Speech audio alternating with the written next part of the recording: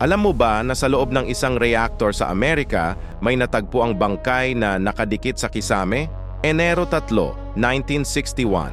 Tatlong lalaki ang namatay sa SL-1 nuclear facility sa Idaho. Nang dumating ang mga rescuer, nakita nila ang isang katawan na nakakabit sa taas ng silid.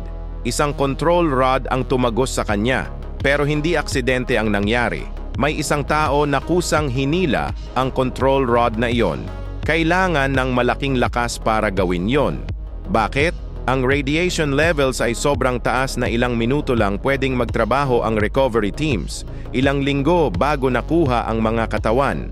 May teorya na may love triangle sa tatlong operator. Baka may nagplano ng sabotage. Ang tanong, suicide ba, murder, o human error? Ang buong facility ay inilibing na lang dahil sa contamination. Hanggang ngayon, classified pa rin ang tunay na nangyari sa mga huling sandaling iyon, ang America's only fatal nuclear reactor accident. Isang misteryo na hindi pa rin nasosolusyunan.